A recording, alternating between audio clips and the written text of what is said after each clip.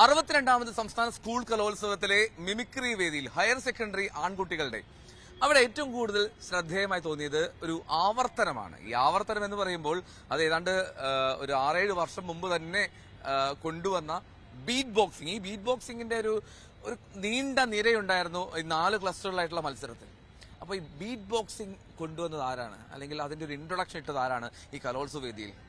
എന്റെ മുന്നിലുണ്ട്, ഇതാ നിൽക്കുന്നു, കൊല്ലംകാരനാണ് ആദർശ് ADJ എന്നാണ് ഇപ്പോഴത്തെ എന്താ പറയാ വൈറൽ നെയിം. സോഷ്യൽ മീഡിയയിലൊക്കെ വൈറലാണ്, അത്യാവശ്യം ആൾക്കാർക്ക് അറിയാവുന്ന കക്ഷിയാണ്. അപ്പം ഈ 2015 കലോത്സവം, 2016 കലോത്സവം, 2017 കലോത്സവം, 3 കലോത്സവത്തിലും A grade. 2017 A grade first കിട്ടിയ ആളാണ്. അപ്പോൾ ആദർശാണ് ഇപ്പോൾ നമ്മോടൊപ്പം ചേരുന്നത്. ആദർശ്, ഈ ബീറ്റ് ബോക്സിംഗ് കാണാൻ വേണ്ടി ബീറ്റ് ബോക്സിംഗ് കണ്ടപ്പോൾ മിമിക്രി വേദിയിൽ ഇങ്ങനെ 2015 ഇൻട്രൊഡ്യൂസ് ചെയ്തതല്ലേ ആദർശ്, ഇപ്പൊ കണ്ടപ്പോ എന്ത് തോന്നി?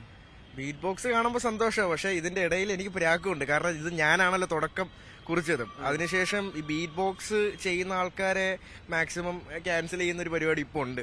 കാരണം പ്യുവർ മിമിക്രി മതി, അല്ലെങ്കിൽ നടന്മാരുടെ ഇമിറ്റേഷൻ മതി എന്നുള്ള സാധനം ഇപ്പായി വരുന്നുണ്ട്. അതുകൊണ്ട് ബീറ്റ് ബോക്സ് നല്ലതാണ്. അതൊക്കെ എനിക്കാണ് പഴി കേൾക്കുന്നത് കൂടുതൽ.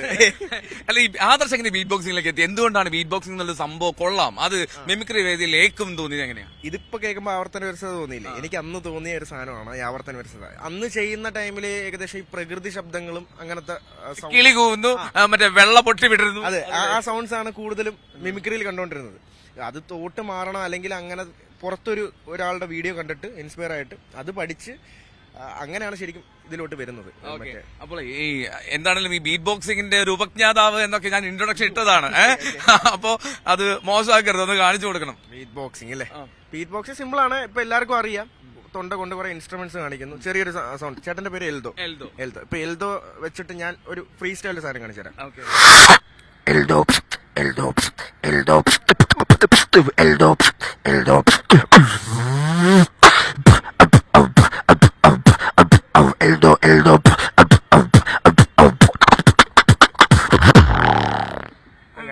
കണ്ണാടി ഇങ്ങനെയൊക്കെ എന്നെ ഇൻട്രോഡക്ഷൻ ഇട്ടാ പിന്നെ ഞാൻ കണ്ണാടിയെങ്കിലും വെക്കണ്ടേ? ഓക്കെ, അപ്പം ഗംഭീരായിരുന്നു. അതിപ്പോ ഈ പറയുന്ന പോലെ ഒരു ഫുൾ സൗണ്ട് സിസ്റ്റത്തിൽ കേൾക്കേണ്ട ഒരു ഫീൽ തന്നെയായിരിക്കും അല്ലെ? ഓക്കെ, അപ്പോ ഇതിനപ്പുറത്ത് ഇപ്പോൾ ആദർശ് എന്താണ്? ഇപ്പം ഞാൻ ഹിപ്പ് ഹോപ്പ് എന്ന് പറഞ്ഞ ജേണറില് റാപ്പിംഗ്, അല്ലെങ്കിൽ ഹിപ്പ് ഹോപ്പിന്റെ ജേണറാണ് ബീറ്റ് ബോക്സിംഗ് എന്ന് പറയുന്ന ഈ ആർട്ട് ഫോം. അപ്പൊ ഇപ്പൊ റാപ്പിംഗിന്റെ കൂടെ ഫെജോന്റെ കൂടെ ഇപ്പം കൂടത്തുള്ള എന്ന് പറയുന്ന ഇപ്പോഴത്തെ അത്യാവശ്യം വൈറലായി നിൽക്കുന്ന ഒരു റാപ്പ് ഉണ്ടാവുമല്ലോ, അപ്പൊ ആ റാപ്പിന്റെ കൂടെ വർക്ക് ചെയ്തിട്ടുണ്ട്. എന്തായിട്ടാണ് കൂടെ വർക്ക് ചെയ്തിട്ടുണ്ട്? ആർട്ടിസ്റ്റ് ആയിട്ടും അതിന്റെ കുറച്ച് കാര്യങ്ങളും. പിന്നെ മ്യൂസിക് പ്രൊഡക്ഷൻ. ഇപ്പം എന്റെയും ഫെജോന്റെ കുറെ ട്രാക്ക് ഇപ്പൊ റിലീസ് ചെയ്യാനുണ്ട്. 2-3 ട്രാക്ക് ഇപ്പൊ ചെയ്ത് ഓൾറെഡി വെച്ചിട്ടുണ്ട്. അതിപ്പോ ഉടൻ തന്നെ റിലീസാവും. പിന്നെ മ്യൂസിക് പ്രൊഡക്ഷൻ ആണ് കൂടുതലും ചെയ്തുകൊണ്ടിരിക്കുന്നത്. പിന്നെ ലൈവ് സ്റ്റേജ് കോൺസേർട്ട് കൂടുതലും ചെയ്യുന്നുണ്ട്. ഞാൻ ചോദിക്കട്ടെ, ഈ മിമിക്രി ഒക്കെ വിട്ടിട്ട് എന്താ മ്യൂസിക്കിന്റെ പിന്നാലെ? അല്ല, ഞാൻ ചെയ്യുന്നത് മിമിക്രി ആണോന്ന് വെച്ചാൽ മിമിക്രി ആണ്, അതൊക്കെ തന്നെ മ്യൂസിക്കും ആണല്ലോ. സോ കുറച്ചും കൂടെ ഒന്ന് മുങ്ങിയതാ, അതാണ്. ഇനി എനിക്ക് അന്നത്തെ ഒരു കലോത്സവ ഓർമ്മകളും അന്നത്തെ ഈ ബീറ്റ് ബോക്സിംഗ് അല്ലാതെ ആദർശിന്റെ ഒരു ഹിറ്റ് സാധനം എന്തായിരുന്നു?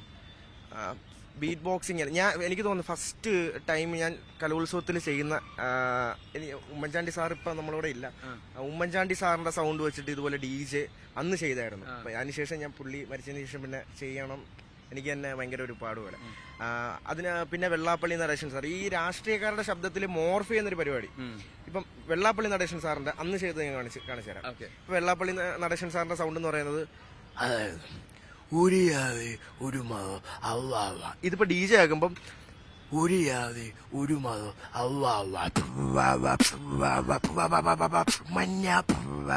ഇങ്ങനത്തെ ഒരു സംഭവം അന്ന് കൊണ്ടുവന്നു. ഞാൻ ചെയ്ത് ഞാൻ തന്നെ മടുത്തു, അതുകൊണ്ടാണ്. അല്ല, ഞാൻ ചോദിക്കട്ടെ, ഇതിന്റെ അകത്ത് ഇപ്പൊ ഈ മടുപ്പ് എന്നുള്ളതാണ് ഈ മിമിക്രി വേദിയിലെ ഏറ്റവും പ്രധാനപ്പെട്ട പ്രശ്നമായി തോന്നുന്നത്. ഈ ആവർത്തന വിരസത വരുന്നു. അല്ലാതെ ഇതിനെ മറികടക്കാനുള്ള ഒരു ആലോചന ഇല്ലാണ്ടാവുന്നത് എന്താണ്?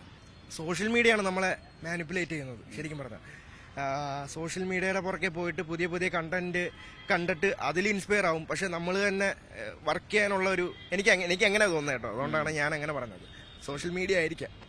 ഓക്കെ, എന്താണെങ്കിലും ഇപ്പത്തെ കുറെ നാളായി ഇപ്പൊ സ്റ്റേജ് ഷോ ഒന്നും ചെയ്യാറില്ല എന്ന് തോന്നുന്നല്ലോ. ചെയ്തു. ഇപ്പൊ എനിക്കെന്താ പറയാ, ഇതെല്ലാം കണ്ടിട്ട് തൊണ്ട വെയിലത്തും കൂടെ നിൽക്കുകയല്ലേ, തൊണ്ട ഇപ്പോൾ അതുകൊണ്ടാണ് എന്റെ തൊണ്ട.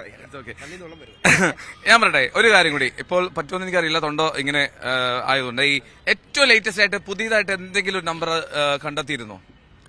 ബീറ്റ് ബോക്സിലാണോ? ബീറ്റ് ബോക്സിൽ സ്റ്റേജിൽ ചെയ്യുന്ന കുറെ സാധനമുണ്ട്. റോബോട്ടിക്സിന്റെ ആക്ഷൻസും പിന്നെ സിനിമയിലെ ബീജിയംസ്. ഇപ്പം ഭീഷ്മപർവം അല്ലേ, ഭീഷ്മപർവത്തിൽ മമ്മൂക്ക എൻട്രി ചെയ്യുമ്പം ഒരു ബാക്ക്ഗ്രൗണ്ട് മ്യൂസിക് ഉണ്ട്, അത് ജസ്റ്റ് ഒന്ന് കാണിച്ചു.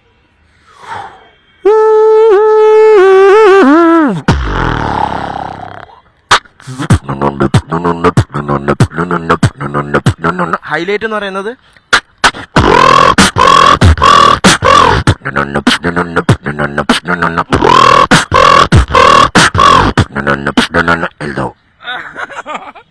Thank you. അപ്പോൾ എന്നാലും ഒരുപാട് സന്തോഷം മാത്രം ഇങ്ങനെ കലോത്സവ വേദിയിൽ വീണ്ടും ഈ പഴയ ഒരു പ്രതിഭയെ കണ്ടെത്താൻ കഴിഞ്ഞതിലും അപ്പോൾ ഈ സോഷ്യൽ മീഡിയയിലെ വൈറൽ താരത്തെ എനിക്ക് ക്യാമറയ്ക്ക് മുന്നിൽ എത്തിക്കാൻ കഴിഞ്ഞതിലും എനിക്ക് സന്തോഷം. Okay, thank you. എന്നാലും ആദർശിന്റെ വിശേഷങ്ങൾ കേട്ടല്ലോ.